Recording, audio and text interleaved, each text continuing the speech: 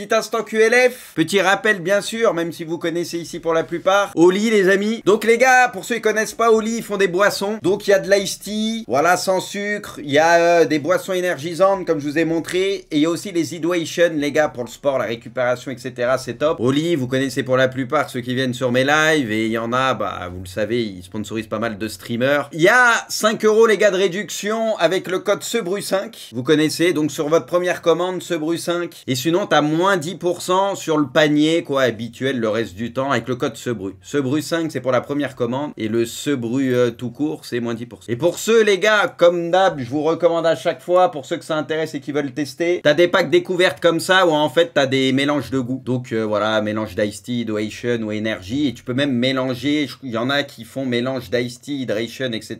tout réuni. Donc ça te permet de tester tous les différents trucs. Moi, comme je vous le dis à chaque fois, c'est plus les ice tea que je kiffe. Bon, après, hydration aussi, c'est pas mal, j'aime bien. Et du coup, t'as aussi catégorie best-seller. Bon, c'est des classiques. Voilà. Et en sachant que les gars, t'as beaucoup de portions et même dans une boîte, etc., tu peux faire énormément de checkers. T'as moins 10% avec le code SEBRU. Et si c'est la première commande, SEBRU5, t'as ce que je vous ai dit tout à l'heure, c'était quoi? Moins 5 €, 10 €, je sais plus. Je crois que c'est 5 €. Voilà, 5 € de réduction. Et ouais, et pour ceux qui se posent la question, si jamais, les gars, c'est juste là le code. Hein. Le SEBRU5, tu le mets à droite avant de passer à la caisse. C'est là que ça se met, quoi. Si jamais il y en a qui se posaient la question. Coucou mes petites mandarines. Comment ça va? Les gars, j'ai reçu un versus. Je crois que c'est GoatBambi qui m'a envoyé ça. Un versus Ligue 1. Versus Ligue 1, les gars, ça change un peu. Je sais pas ce qu'on va voir, mais. Waouh, ouais, ok. Je pensais plus à un truc actuel. Ok, ok. Bah, ça peut être sympa en vrai son truc, mais ok, ok. Ah oui, il va y avoir des trucs. Ok, ok, je vois, je vois. Bon, les gars, Gourcuff, Ben Arfa.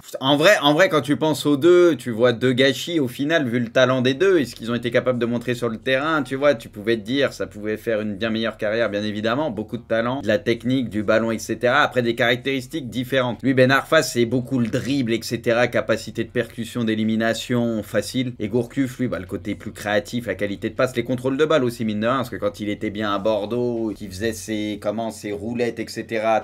Zidane, c'était impressionnant. Après, les deux, pour moi, il y a eu un problème mental, en fait. Gourcuff, à chaque fois, après, tout le temps blessé, soi-disant, tu sais, tu sentais que c'était effrayable. Et Ben Arfa, bah, son caractère qui lui a peut-être joué des tours ou son mental, parce que voilà, avec le talent qu'il a, sinon je pense qu'il aurait fait une bien meilleure carrière. Mais c'est un peu différent les deux quand même. C'est pour ça, c'est pas évident de choisir, parce que pour moi, c'est deux joueurs où t'as des regrets, quoi. C'est deux joueurs où t'en attendais tellement, mais qui avaient des éclairs de génie, qui étaient capables d'avoir des éclairs, quoi. Bon, vous êtes un peu plus sur Ben Arfa. Vas-y, moi aussi les gars, je pense que je vais partir légèrement plus sur Ben Arfa. Allez, mais encore une fois, c'est pas exactement les mêmes joueurs pour moi, et c'était, comme j'ai dit, deux joueurs où on a des regrets. On a des regrets, mais t'aimais les voir sur le terrain, tu vois. Parce que tu savais qu'il pouvait se passer des choses. Donc voilà, c'est les joueurs qui sont capables de coups d'éclat, chacun à leur manière. Donc voilà. André Rongier. Est-ce que les gars, je dois mettre mon objectivité de côté ou pas? Après les gars, André les gars, il est un peu plus vieux que Rongier. Hein. Il est un peu plus vieux, donc voilà. Puis bon, Rongier avec ses blessures ces derniers temps et tout, bon, c'est sûr que dans cette période, voilà. Vous allez voter pour André. On va dire les gars, je vais choisir la facilité. Moi j'aime beaucoup Rongier, voilà. Je trouve que c'est un bon joueur, tu vois. Il est complet, il est bon dans pas mal de domaines. Voilà, il est pas incroyable dans un domaine, mais tu sais, c'est un joueur précieux parce qu'il va être bon dans pas mal de domaines. Donc voilà, c'est un joueur qui peut être important. Et moi j'aime bien. Après André, il a un peu plus d'années et voilà, je vais pencher un peu plus sur André quand même. Voilà, pour le coup, on verra Rongier de toute façon dans quelques années quand il sera à la fin de sa carrière. Voilà. Mais là, à l'instant T, je vais aller un peu plus sur André. André, les gars, qui est un vrai bon joueur pour le coup. Ça, c'est des joueurs, c'est quand même très, c'est comment dire, c'est précieux ça dans une équipe. Bon les gars, titre de Montpellier ou Lille? En vrai, les gars, Montpellier quand même, c'est quelque chose. Hein. T'as Hilton, Gigi, ouais, et Belanda et tout. Franchement, les gars, c'est Lille en fait les gars, Lille c'est incroyable, ils avaient une équipe de ouf, mais en fait Montpellier les gars, la saison qu'ils font et tout, Lille sur le papier, tu vois, les joueurs, je sais pas si vous voyez ce que je veux dire, c'est pas que c'est moins tendu ou quoi, mais si un petit peu, c'est que Lille les gars, encore une fois, Montpellier c'est une saison lunaire. Moi je suis obligé de dire Montpellier perso, et je me rappelle à chaque fois, à la fin, des fois, dès qu'il fallait gagner, les matchs quand ils étaient pas simples, ça gagnait d'un but, ça mettait toujours le petit but qu'il fallait, tu sentais que c'était pour eux, etc. Je veux Montpellier tous les jours, mais Lille c'est incroyable aussi, mais Montpellier Montpellier. En fait, Montpellier, c'était encore plus surprenant, je trouve. Ok, Nyang et Paoletta.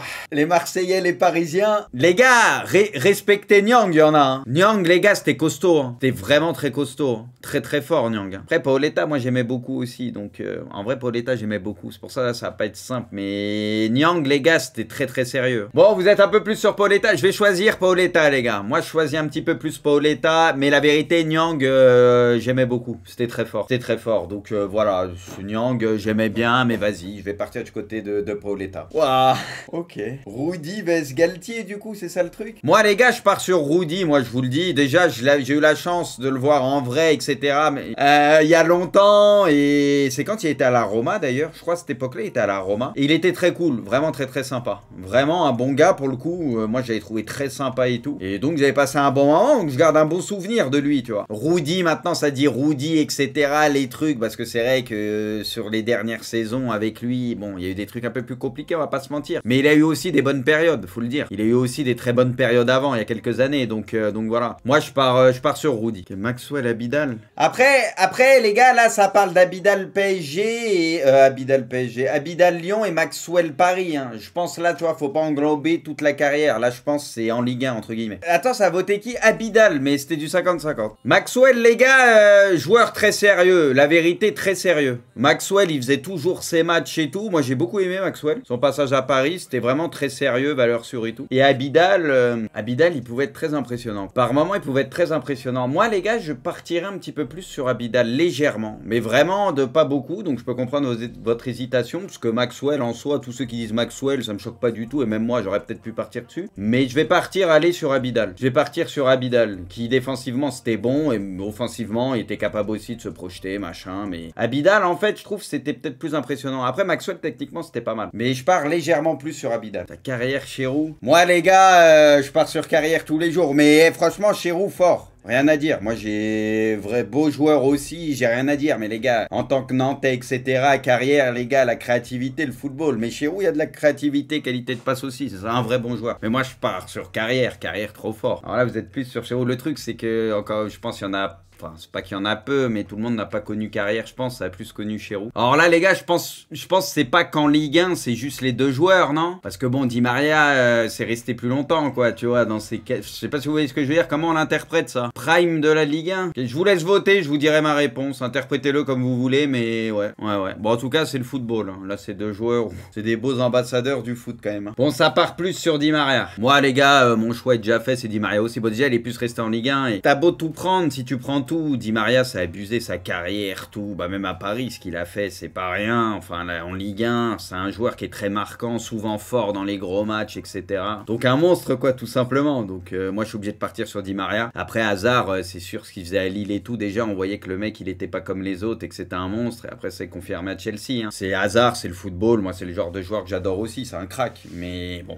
On va dire que là, sur ce versus, t'es obligé quand même de partir plus du côté de Di Maria pour l'ensemble de son œuvre. Mais Di Maria, moi, les gars, Di Maria, sa carrière, elle est extraordinaire. Hein. Sa carrière, que ce soit avec son pays, que ce soit en club ou quoi, enfin, de manière générale, sa carrière est quand même assez extraordinaire. Tout n'a pas été parfait en club, il y a eu des passages un peu ratés ou quoi, tu vois. Tout n'a pas été parfait, mais dans l'ensemble, c'est quand même un sacré joueur, Di Maria. Mvia contre Mavouba. Bon, les gars, voilà, on va partir sur Rio, il n'y a pas d'hésitation possible. En fait, Mvia, c'est le joueur, ou pareil, lui, très jeune et tout, tu te disais peut-être ça va faire une grosse carrière et tout, tu vois, il avait l'air en avance et etc. Et au final, bah, sa carrière elle est très décevante quoi. Par rapport à comment ça avait commencé, et il avait pris quand même pas mal d'importance et tout, et comment ça se termine et la suite de sa carrière, bah, c'est ultra décevant. Parce qu'à un moment tu te disais, vu ce qu'il montrait sur le terrain, tu te disais oula, il y a peut-être quelque chose avec ce joueur, et au final c'est quand même décevant. Mavouba, lui, sa carrière ça a été linéaire quoi. Un leader, un taulier, et voilà, il a toujours fait sa carrière. Valeur sûre en fait. Perrin Palois, bah moi je prends Palois tous les jours. Moi les gars là c'est... Ah moi je suis obligé de mettre ce crack les gars. Les gars, Palois, comment tu peux pas mettre Nico les gars? Arrêtez de boucher. Non les gars, moi j'aime pas ça la vérité. Arrêtez avec ça les gars. C'est des défenseurs qui expérimentent ce que tu veux, mais faut pas les voir juste comme des bouchers. C'est comme Palois à chaque fois les gars. Palois c'est parce qu'il est ok, il est imposant ce que tu veux, mais les gars arrêtez de croire que c'est juste un mec qui va foncer dans le tas bêtement. Non, je suis pas d'accord. Sur des anticipations anticipation, tu le vois encore sur le dernier match, le sauvetage qu'il fait, il a des anticipations, il y a la lecture du jeu et tout.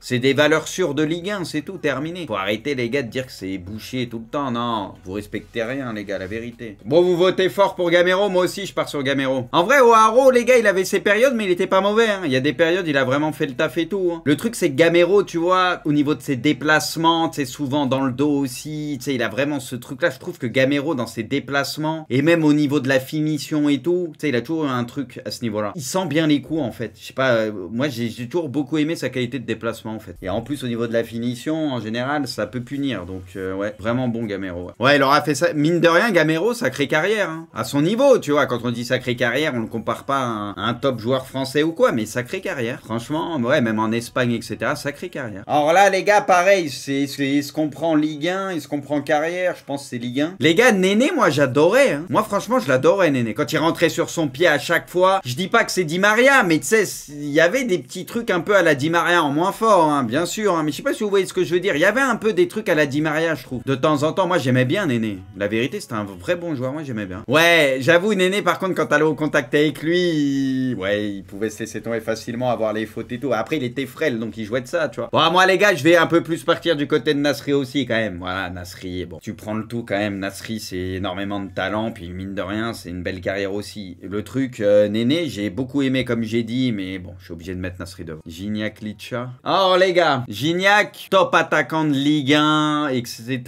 Rien à dire. Top attaquant de Ligue 1. Valeur sûre, peu importe où il jouait, machin, il allait te mettre ses buts. C'est vraiment le pur neuf, etc. Un ballon qui traîne, ça punit, on connaît. Après, les gars, moi, je vous le dis, je suis obligé de partir sur Litcha. Pour moi, Litcha, intrinsèquement, c'est supérieur à Gignac. Et Litcha, les gars, c'était...